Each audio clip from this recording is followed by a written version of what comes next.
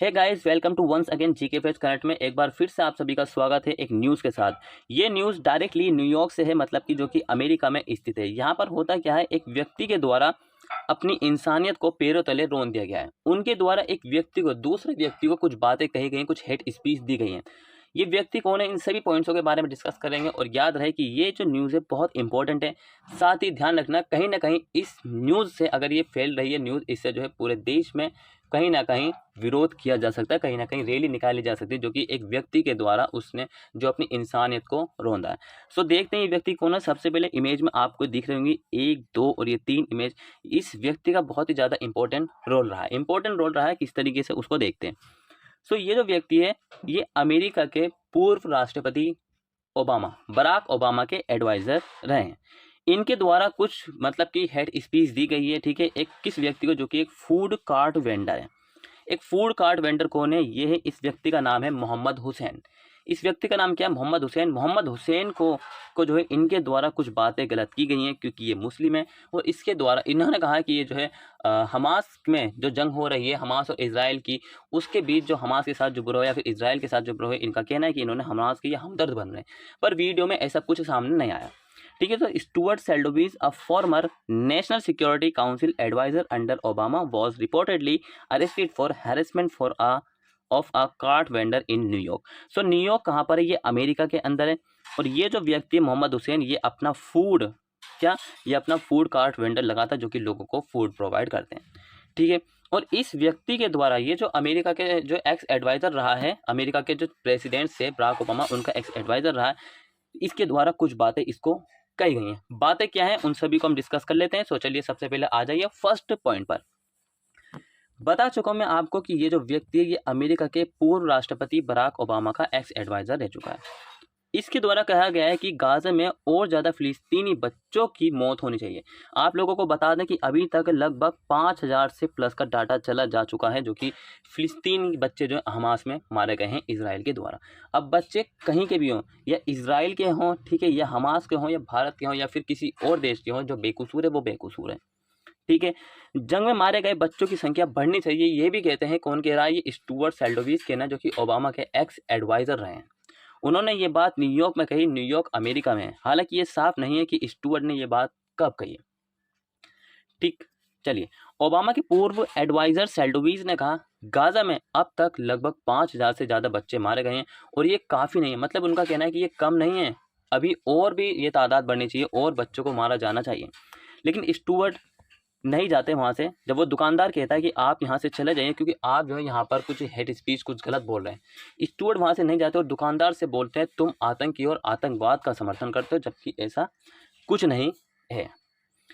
Video के सामने आने के बाद 64 साल के स्टुअर्ट, जिसको अब बस मतलब कि ऊपर जाने का टाइम हो चुका है, 64 साल के हो चुके हैं, सेल्डोविज को गिरफ्तार कर लिया गया है पुलिस के द्वारा। अब यहाँ पर ये जिस व्यक्ति से मतलब हेड स्पीच कर रहे थे, उस दौरान इसको, स्टुअर्ट सेल्डोविज को पुलिस के द्वारा गिरफ्तार कर लिया और उन पर हेड क्राइम, हैरिसमेंट जैसे आरोप लगे। बता दें, रंगभेद और हेड क्राइम वालों की, मतलब कोई ऐसा व्यक्ति जो कि अमेरिका में रंगभेद करता हो, ठीक है, या फिर हेड क्राइम करता हो या हेड स्पीच देता हो, उसका वहाँ पर बहुत ज़्यादा जोरदार तरीके से विरोध किया जाता, उसकी वहाँ पर कोई जगह नहीं है। साथ ही इनके द्वारा जो है पैगंबर मोहम्मद के खिलाफ भी बातें कही हैं, लेकिन ये बात सामने नहीं आई है कि उन्होंने पैगंबर मोहम्मद के बारे में क्या कही है।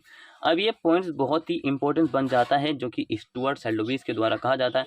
आप लोगों को बता दें कि हाल ही में कई देशों में, खासकर शायद फ्रांस में भी और हमारे भारत में भी कुछ बातें कही गई थी किसी के द्वारा, तो बिना बात की ये पतंगड़ बन जाते किसी एक व्यक्ति के बारे में कहकर। इस तरीके की अगर आप स्पीच देते हैं तो ये हेड क्राइम होता है, आपकी हेड स्पीच होती है, जहाँ पर इंसानियत रौंद ली जाती है। जो किसने करा, ये स्टुअर्ट सेल्डोविज के द्वारा कहा गया है। वीडियो में स्टुअर्ट ने पैगंबर मोहम्मद के खिलाफ भी बातें कही हैं। उन्होंने दुकानदार को अनपढ़ कहा, क्योंकि वो अंग्रेजी नहीं जानता था। अब यहाँ पर स्टुअर्ट सिखाएंगे कि अंग्रेजी किस तरीके से बोली जाती है, अंग्रेजी किस तरीके से बोले जाते हैं। बेशक ये अंग्रेजी ही बोलते हैं, कौन, अमेरिका वाले, लेकिन जिस व्यक्ति को इस बात का ज़रा भी अंदाज़ा नहीं हो कि वो क्या बोल रहा है, तो उसकी एजुकेशन, उसकी इंसानियत के मायने नहीं रखती है। कि अगर कोई व्यक्ति इंग्लिश नहीं जानता तो क्या वो जीवन में, मतलब कि समाज में जी नहीं सकते, या उसका अधिकार नहीं है। उसका हर चीज़ पर उतना ही अधिकार है जितना एक पढ़े लिखे का अधिकार होता है, ठीक। स्टुअर्ट ने धमकी देते हुए कहा कि मेरे कनेक्शन, मतलब उनका कनेक्शन फिलहाल ये कुछ नहीं, फिलहाल ये एक आम आदमी रह चुके हैं।